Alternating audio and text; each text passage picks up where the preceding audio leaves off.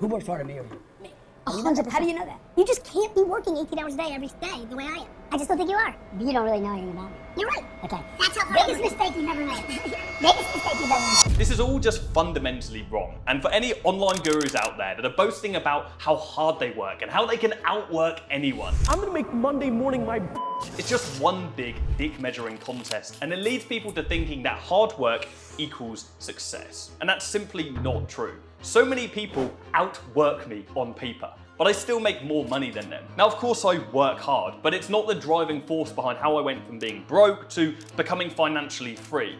And I know a lot of you might not believe me right now, but in this video, I'll show you how you can become rich by working less and why measuring success on how hard you work is just keeping you poor. Everyone has the same 24 hours in their day. But how does someone like me make more money than people that work more hours? Statistically, a farmer works on average 116 hours a week out of the total 168 they have available. I, on average, work probably about half of that, but out of choice because I am fully addicted to this. But if I really wanted to, I could work significantly less. Now, the average salary for a farmer in the UK is around £32,000 a year. That means they only make £580 a week. Now, last week alone, I made £22,000 in my marketing agency. A farmer could be an outlier, so let's do another one. A real estate agent. They work on average 49 hours a week with an average hourly wage of £18. That's still only £882 per week and £21,000 less than I made last week in just one of my businesses. And look, I'm not saying this to brag. I'm saying this because I want to get this message across to you. I could make an annual salary on a bad week whilst hiking up a mountain in Iceland or sipping on a cold beer on a boat in Ibiza. I have the freedom and financial ability to do this, as do many other people, because of one thing. I make the right decisions on how to spend my time. And I know it sounds simple, right? But if everyone was good at decision making, a lot more people would be in the same shoes as me. You see, there are 4 key things that you really need to get used to get good at decision making. And the first one is task delegation. Think of it as if you are the manager or coach of the team, and your objective is to win the league at the end of the season, right? You can't do it all on your own. You need the players with significant skills that can fulfill each role efficiently enough to beat your opponents time and time again, right? This is the same for business. There are so many parallels between games and business that make so much sense, because at the end of the day, that's all business really is. It's one big game. And the only way to win the game is by delegating tasks to a high-performing team. You need to make the right hires. We only have 2 hands, can't conquer the world on our own, right? So to make good decisions, delegate tasks to the right people and only perform tasks alone that have to be done by you. We only have 24 hours in the day, so use that time wisely. That sounds like a human quote today, but it's true. We need to understand how to use our time effectively and when to delegate tasks that aren't efficient for us to fulfill ourselves. So that leads me on to the next pillar, and that is value selling. The rich don't trade time for money, right? They trade value for money. And value is scalable and isn't limited by the number of hours you have in a day. The more complex the problem is to solve, the fewer people that are to solve it, meaning the people that can solve it can charge more money. Now, I love my dad, right? But he spent his entire career trading time for money in a very skilled job.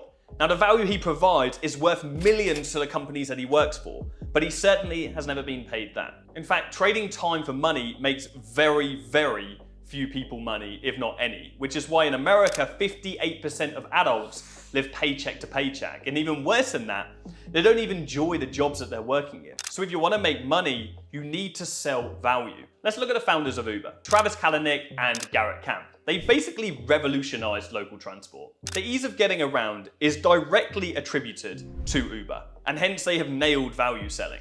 Uber's USP is the ability to provide customers with quick, convenient transport on demand. Their tagline is always the ride you want. It reminds people of the hassle of waiting for taxis, or the lack of control that comes with public transport, or the difficulties of driving themselves around a busy city. People are sold on the value of the convenience and comfort of the service they provide. They saw a clear problem and invented a solution for it. And it's the same with all successful business owners like Daniel Ek. In 2006, he created a destination for affordable and easily accessible music, access to a library of over 80 million songs. Music was never as accessible as it is until Spotify came along, apart from maybe on LimeWire, if any of you remember that. Now, Spotify is currently one of the largest streaming softwares in the world, with over 433 million monthly active users. So what am I getting at here? Exchange value for money instead. And the wider an audience you can disperse this value to, the more money you will make. If you can learn how to solve human problems by creating value for a product or service, then your earnings will never be limited by the hours in the day. Cool. The next is smart work. And I'm not that work smart, not hard guy. The thing is with hard work is it prevents you from spending time thinking. Henry Ford once said that thinking is the hardest work there is, which is probably the reason why so few actually engage in it. Ultimately, the richest 1% are just thinking harder than you are. I went on the podcast recently and the host asked me, Jordan, what is your gift? And what is the reason you specifically are successful? And my immediate internal dialogue said to me, well, I'm not. I'm the same as everybody else, okay? But then I thought about that. I told him that I see my brain, or I treat my brain as if I am an athlete, a mental athlete. I treat it in the same way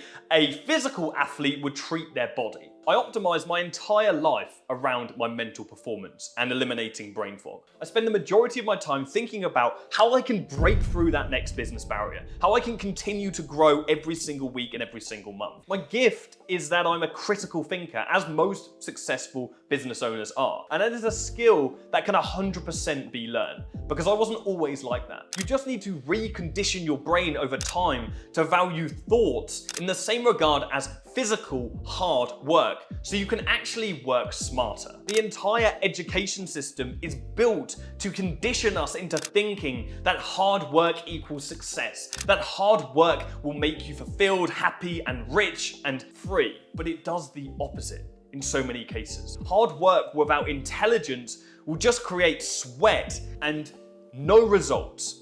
Minimal finances. Abraham Lincoln once said that if I had 6 hours to cut down a tree, I'd spend the first 4 sharpening the saw. So many people waste their time going the long route, doing the obvious thing, because they haven't allowed themselves the time to actually think about if there's a quicker and smarter way to get to the end result. That's why task delegation is so important. You need to delegate all the tasks that cost you time so you can spend the majority of your time on things that actually move the needle. Final thing I want to touch on, as unfair as it sounds, is you need to be a little lucky, right? It doesn't matter if you're a genius. In the end, success or getting rich requires a little bit of luck and chance. And I'd be a fool not to admit that. Sometimes you're just in the right place at the right time, coming up with great ideas and having the right support network of people around you. Now, don't get me wrong here. Luck isn't something that I talk about often, because there aren't many things I hate more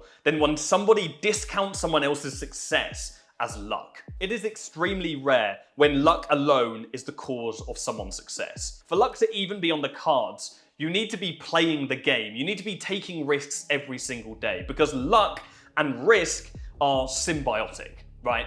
Entrepreneurs risk it all. They risk their money, their relationships, their time, their pride. They put everything on the line just for the chance of having success, just for the chance of being rich. And our lives literally only improve when we are taking those daily chances. So never regret taking a risk, even if it doesn't pay straight away, because one day you might just get a little bit lucky. Now, I want to end the video on this final note. I'm not trying to say that hard work isn't important at all. Of course it is. Wealth is not just gonna simply fall into your lap. I work my arse off, and I've sacrificed so much to get to the position that I'm in. But it's time to realize that hustle culture is just without context. Just because you're staying late in the office every day doesn't mean you're going to be rich and successful. Sure, it'll put you ahead, but only if the work you're doing is smart. And at the end of the day, there is no such thing as overnight success. Consistency over time is the only thing that's going to get you there. And if you enjoyed this video and you want to continue learning, check out the next video now to learn the business model that I used to make my first million.